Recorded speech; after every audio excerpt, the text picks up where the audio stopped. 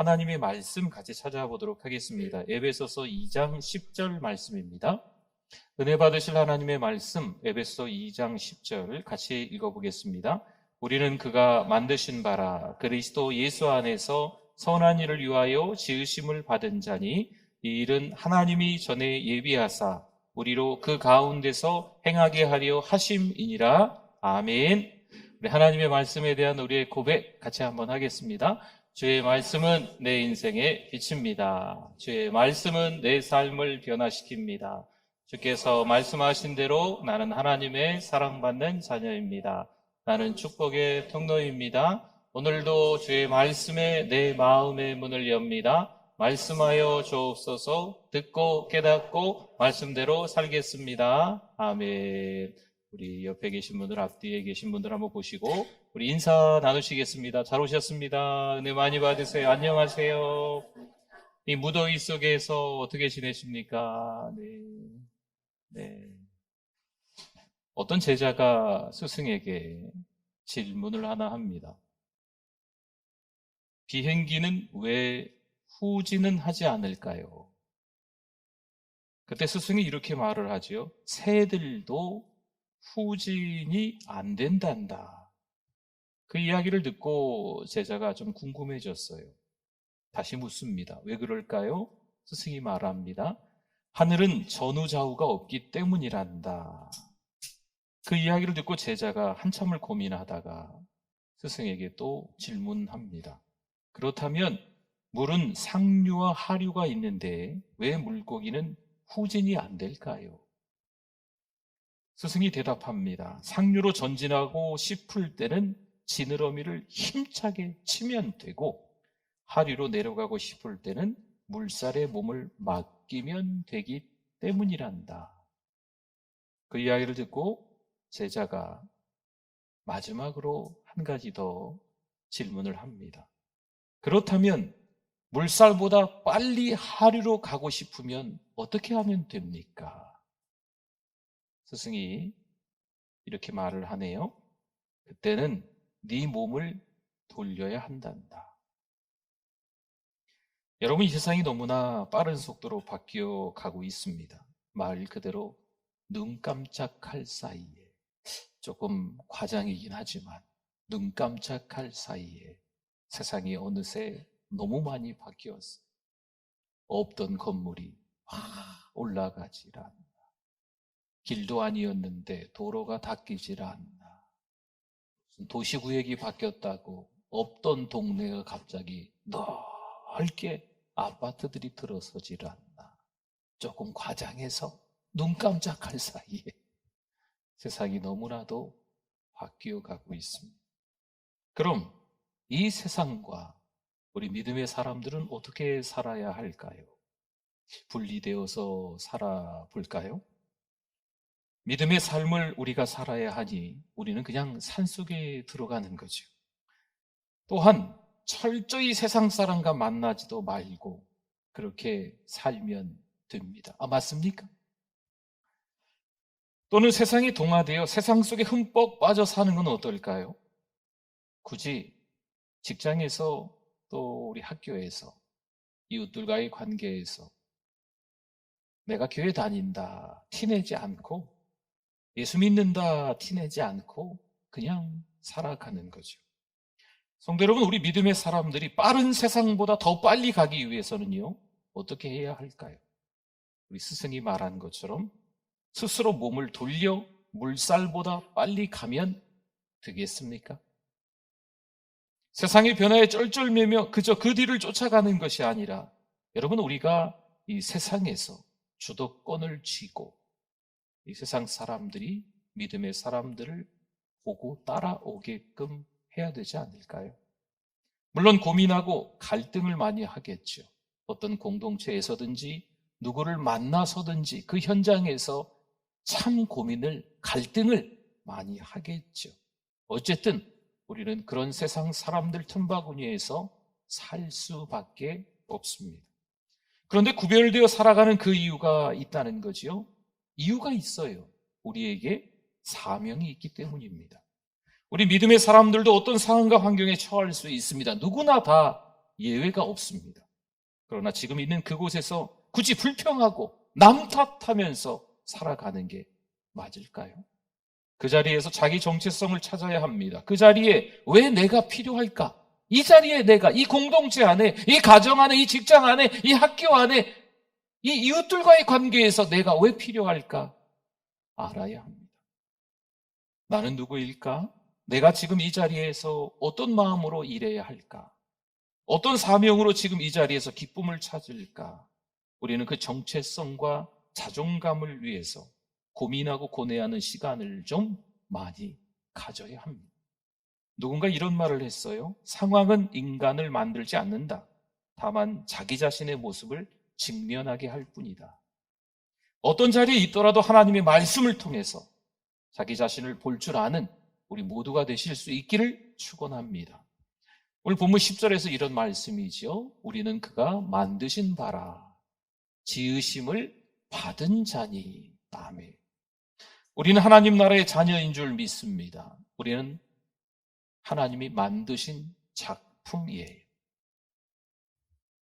똑같지 않다 그래서 걸작품이라고 이야기하는 거예요. 우리는 하나님이 만드신 최고의 걸작품인 줄 믿습니다. 우리는 하나님 나라의 시민권을 가지고 있는 하나님의 백성인 줄 믿습니다.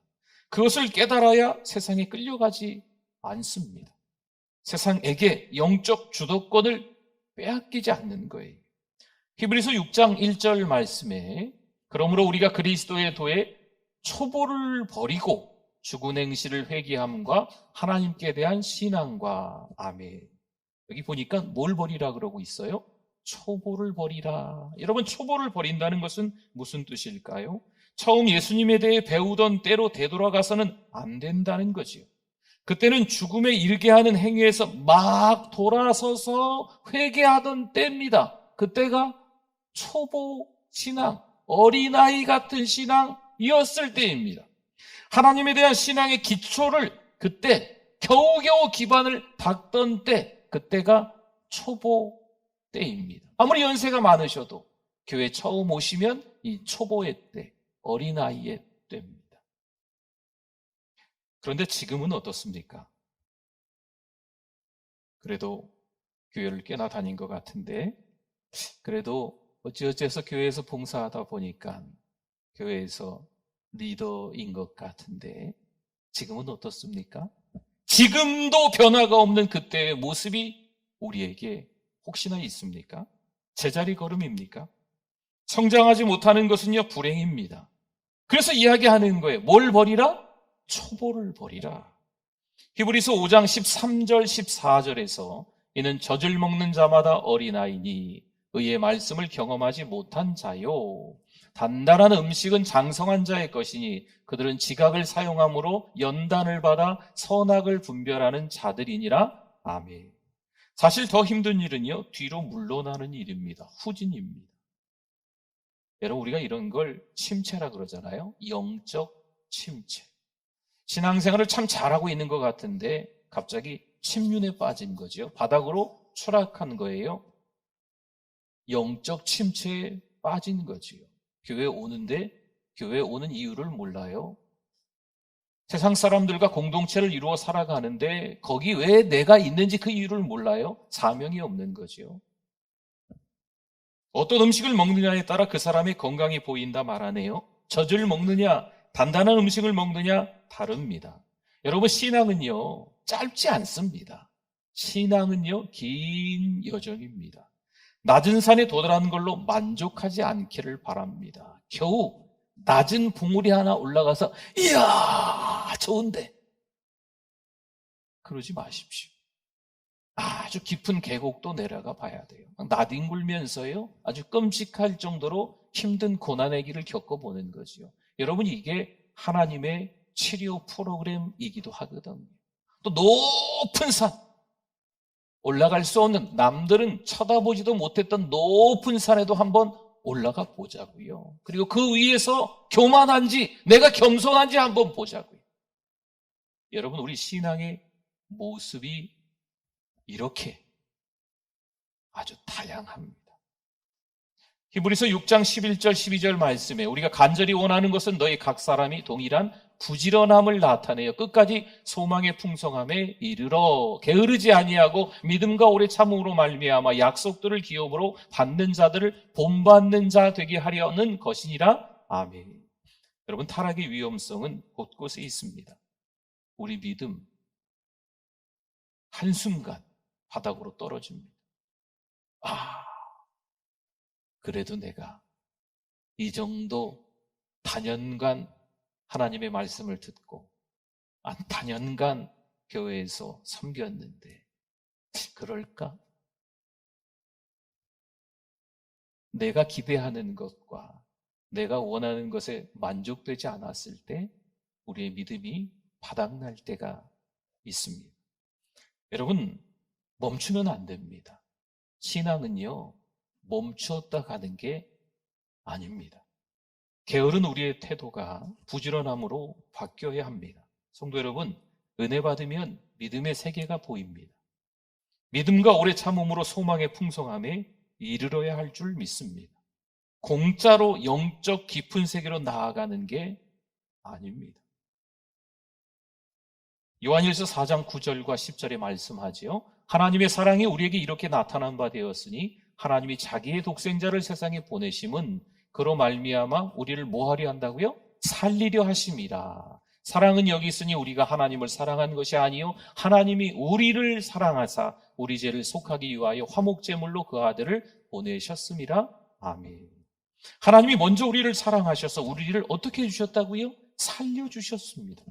그 사랑에 우리가 녹는 거죠. 그 사랑이 나를 헌신의 자리, 봉사의 자리로 이끄는 거죠. 그 사랑을 받고 난 이후에, 그 사랑에 흠뻑 젖고 난 이후에, 그 사랑으로 말미암아서 풍성한 하나님의 은혜를 경험하고 난 이후에 그 사랑이 우리를 헌신의 자리로, 봉사의 자리로 이끄는 거죠. 우리는 십자가를 만나 깨지고 부서져야 됩니다. 여러분, 이스라엘 백성들의 40년 광야 생활을 기억하십니까? 이 광야는 지금 우리가 살고 있는 이 땅을 의미하기도 합니다. 물론 광야는 힘들고 어렵겠지요. 하지만 그들에게 그 광야에 있음에도 불구하고 아무것도 없는 것 같은 그 광야에 있는데도 불구하고 하나님은 은혜로 많은 것들을 채워주셨습니다. 그러나 그들은 여전히 모세를 원망하고 하나님께 불평하지. 광야임에도 불구하고 많은 것들을 누렸는데도 불구하고 하나님을 원망하는 그 이스라엘 백성들의 모습, 이 땅을 살아가는 우리들의 모습과 비슷할 수 있습니다. 그때 모세가 무엇을 했을까요? 우리가 지금 무엇을 해야 할까요? 엎드려 기도합니다.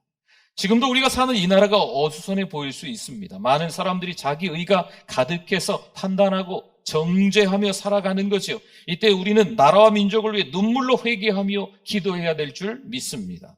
그럼 하나님께서 선한 길로 인도해 주실 줄 믿습니다. 보십시오. 이스라엘 백성들이 우여곡절 끝에 출애굽을 하게 됩니다.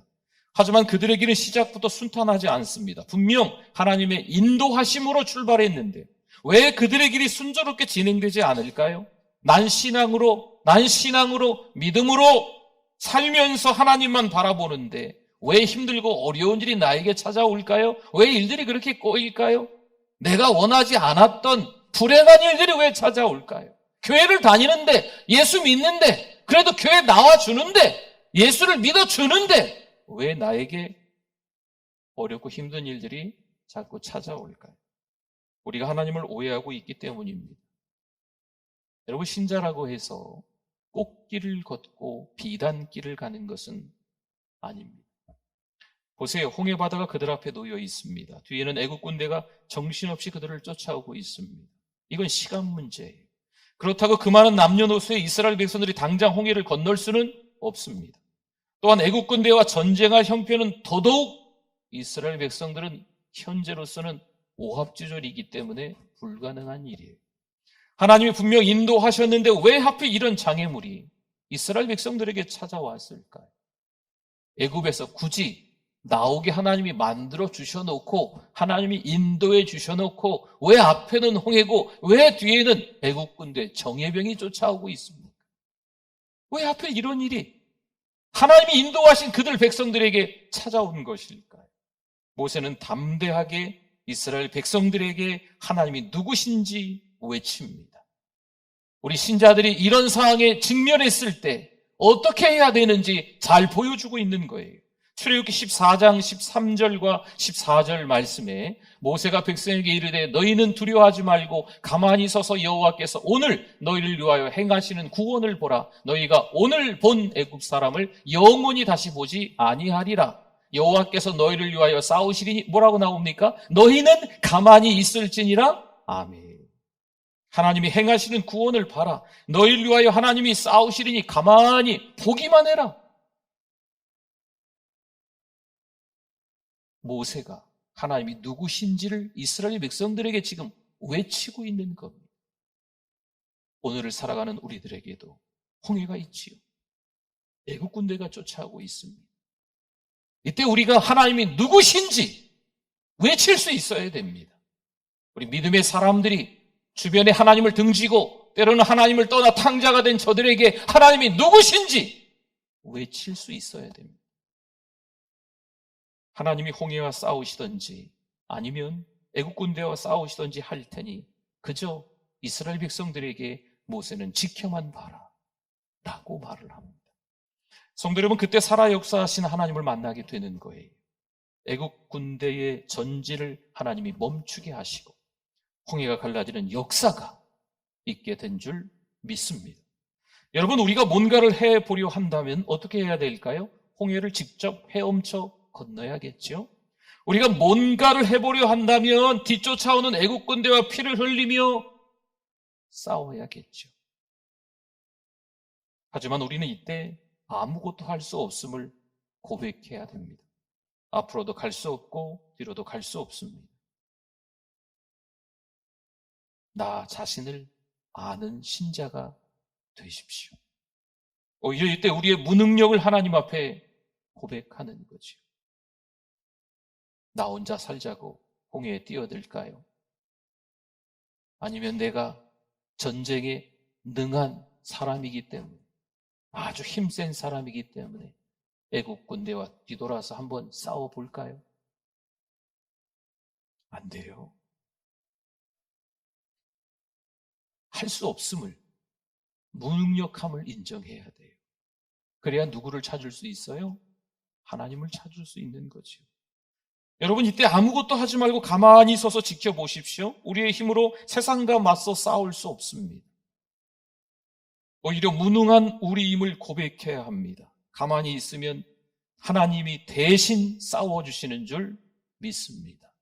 물론 우리의 뜻, 우리의 방법, 우리의 생각, 우리의 계획, 우리의 주장, 우리가 원하는 방향대로 가지 않을 수는 있습니다. 그러나 하나님께서 하나님이 생각하시기에 가장 좋은 길로 깊은 계곡일 수도 있고 높은 산일 수도 있겠지만 하나님이 인도하신다는 거죠. 성도 여러분, 세상에 질질 끌려 다닐까요? 아니면 세상을 믿음으로 정복할까요? 검정색 바둑알과 흰색 바둑알이 있습니다. 한쪽씩 몰아놔 볼까요? 이 한쪽에는 검정색 바둑알, 다른 한쪽에는 흰색 바둑알. 이걸 분리해 놨다고 말합니다. 세상 사람들과 우리 믿음의 사람들이 분리된 거지요. 검정색 바둑알, 흰색 바둑알처럼. 한쪽에는 안 믿는 사람들만 모여 살게 하고 한쪽에는 산속에 들어가서 공동체를 이루어서 믿음의 사람들끼리만 함께 살아가게 하는 거죠. 이렇게 살면 될까요?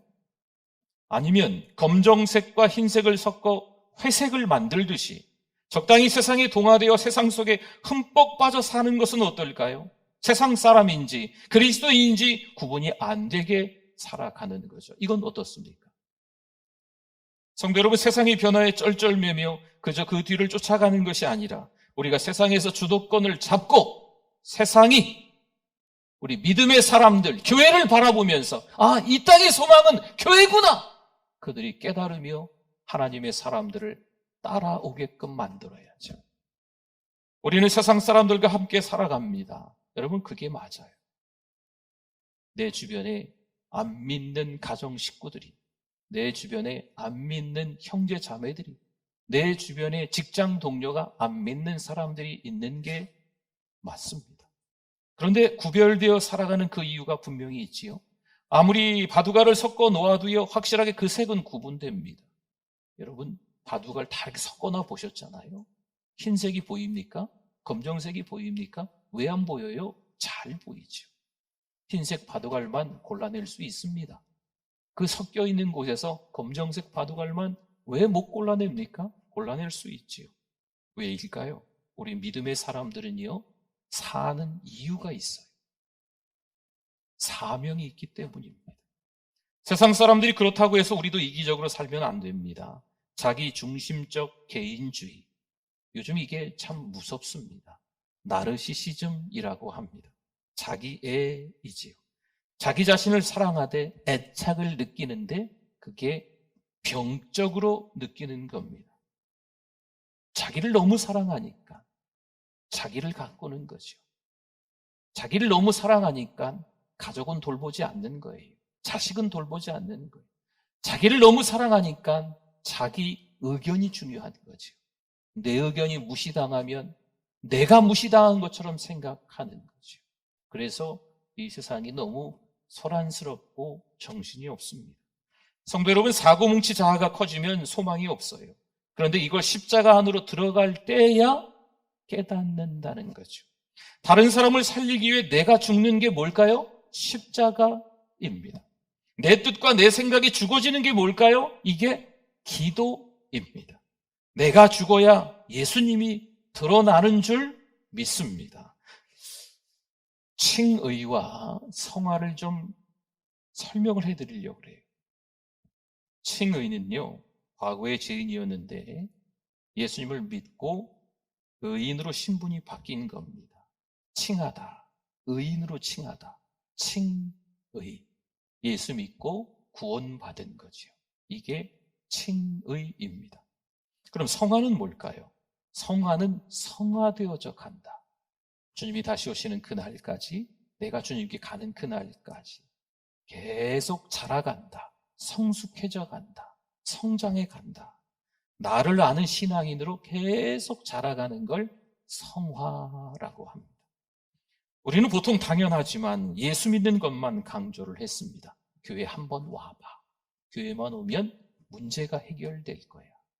여러분, 교회가, 이 기독교가 능력이 많은 걸로 표현이 됐어요. 한 번만 와봐. 그러면 문제 끝, 어려움 끝, 자식 잘 될 거야. 교회만 오면 돼. 예수만 믿기만 하면 돼. 생각해 보면 이런 걸 너무 많이 강조를 했어요. 저 같은 목사들이 제대로 하나님의 말씀을 전하지 못한 거지요. 그러니 교회 오다가 봉사하다가 어떻게 보면 교회 리더가 됐는데 이 세상이 어수선해지고 나라가 어수선해지고 무슨 바이러스 어쩌고저쩌고 하니까 교회 리더들임에도 불구하고 교회를 떠나는 거예요. 하나님과 원수가 되는 거죠. 참 안타깝지요. 예수 믿는 하나님의 자녀들은 맞는 것 같은데 다 어린아이 같은, 아직도 초보에 머물러 있는 칭의밖에 모르는 거죠. 사랑하는 성도 여러분, 하나님의 자녀답게 살아가는 그 신분에 걸맞는 삶을 우리가 살아가야 될 줄 믿습니다. 지금도 우리 자신을 알아서 성장해야 한다는 거예요. 여러분, 이게 뭐라고요? 성화입니다. 마태복음 5장 48절 말씀에 그러므로 하늘에 계신 너희 아버지의 온전하신가 같이 너희도 뭐하라? 온전하라. 아멘. 예수님을 믿고 자라가야 한다는 거예요. 여러분, 신자답게 완전해져라. 완벽하게 삶을 살아라. 이런 말씀이 아닙니다. 성장해 가라라는 거예요. 왜 우리가 실수하지 않겠어요? 왜 우리가 거짓말하지 않겠어요? 왜 우리가 잘못하지 않겠어요? 그러나 성숙해져라라고 하는 거죠. 어제보다는 오늘, 오늘보다는 내일 더 예수님을 닮아가는 모습으로, 그리스도를 닮아가는 모습으로 살아가라라는 뜻입니다. 어떤 음식을 먹는 게 왜 중요할까요? 어린아이는 단단한 음식을 소화해낼 수 없습니다. 소화 능력은 어른에게 더 있습니다. 어른은 하나님의 말씀이 이해되어지고 깨달아집니다. 영양 섭취가 되고 소화가 되고 있습니다. 어느 날 하나님의 말씀을 듣는데 너무 달고 오묘한 거지. 또 어느 날 하나님의 말씀을 듣는데 똑같은 분인데 막 화가 나는 거예요. 그럴 수 있습니다. 여러분, 하나님의 말씀을 로고스라고 합니다. 로고스. 이 로고스의 말씀이 나에게 주시는 말씀, 레마의 말씀으로 들려져야 은혜가 있는 거예요. 아, 나에게 하시는 말씀이구나. 이 말씀이 너무 위로가 되는 거죠. 나에게 하시는 말씀이구나. 내가 지난주에, 내가 지난달에, 내가 지금까지 응어리지면서 쌓여있는 이것을 어떻게 하나님이 아셨지? 정확하게 하나님이 그 심령을 꿰뚫어 보시면서 그날 말씀을 통해서 온몸이 불덩어리가 되게 하는 거죠. 성령 충만해서 불덩어리가 된 게 아니고 열받아서. 근데 여러분, 이것도 은혜라는 것을 아셔야 돼요. 하나님이 깨닫게 하시는 과정이거든. 여러분, 하나님은요, 하나님께서 가지고 계신 치료 프로그램이 있으세요. 어느 날은 심한 고난을 허락하시는 거죠. 우리를 사랑하시기 때문에. 어느 날은요, 정말 누가 봐도 잘 나가는 거예요. 하는 것마다 잘 되는 것 같아. 생각한 것마다 기도 응답이 되는 것 같아. 여러분, 이것도 하나님의 치료 프로그램 중에 하나입니다. 때로는 초신자들, 막 초보에 이르렀던 어린아이 같은 신앙인들은요, 그러니까 마치 기도만 하면 당답이 되는 것처럼 여겨져요. 신앙생활을 하면 할수록, 여러분, 어린아이는요, 칭얼칭얼 되면 다 줘요. 근데 여러분, 어른 돼 보십시오. 칭얼댄다고 줍니까? 아니잖아요. 감당하기 어려운 일상의 삶을 한두 번 경험하는 게 아니잖아요. 신앙의 어른도 마찬가지입니다. 우리가 하나님 앞에 간절히 기도하고 하나님만 바라보고 살아가는 신앙인이지만, 신자이지만 감당할 수 없을 것 같은 일들이 우리에게 닥친다니까요. 하나님이 우리를 만들어 가시는 치료 프로그램 중에 있는 거죠. 어떠세요? 여러분은 어린아이입니까? 아니면 어른입니까? 에베소 4장 12절 한 절만 더 볼까요? 이는 성도를 온전하게 하여. 이거 잘 보세요. 온전하게 하며가 아닙니다. 온전하게 하여 봉사의 일을 하게 하며 그리스도의 몸을 세우려 하심이라. 아멘. 성경은 온전히 먼저임을 밝힙니다. 성도가 봉사일을 하다가 뭔가 이게 헌신하다가 온전해진다, 성숙해진다 이런 표현을 쓰는 게 아니에요. 온전해지는 거, 성숙해지는 거, 이 성화되어지는 게 먼저라고 하는 겁니다. 나 자신을 알고 내가 성숙해져야 교회에서 봉사하는 겁니다. 여러분, 때로는 교회에서 봉사하다가 상처받는 분들이 계세요. 교회 수십 년 동안 다니다가 드디어 내가 마침내 교회에서 아주 중직의 일꾼이 될 줄 알았는데 안 됐네. 교회를 떠나버려요. 여러분, 이런 일들이 교회에서 빈번하게 일어납니다. 아주 큰 상처를 받죠. 기대했는데 아닌 거죠. 나는 그렇게 생각했는데 하나님은 노 하셨나 봐요.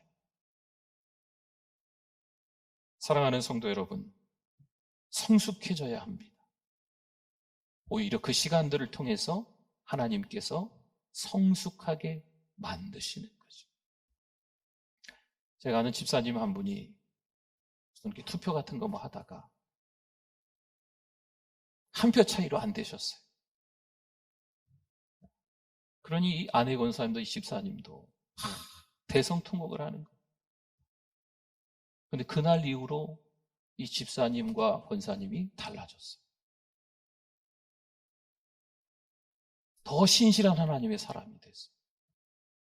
몇 년 뒤에 또 투표를 했는데 또 안 됐어요. 이제는 정말 될 줄 알았는데 누가 봐도 가짜가 아니고 진짜 신앙인처럼 살았는데 이 두 분이 어떻게 했을까요? 교회를 떠났을까요? 아니에요. 아직도 우리가 부족한가 보다. 한두 해 지나서 교회에 큰 일꾼이 되셨어요. 투표에 되셨죠. 지금도 그 교회에서 성실하게 기둥 같은 일꾼으로 잘 감당하고 있습니다. 참 다르죠. 어린아이에게 돈을 주면 어떻게 될까요? 여러분, 금액이 중요할까요? 이 아이가 돈을 받으면 그 돈의 가치를 알고 잘 쓸까요? 적게 주면 잘 못 쓰고 많이 주면 잘 쓸까요?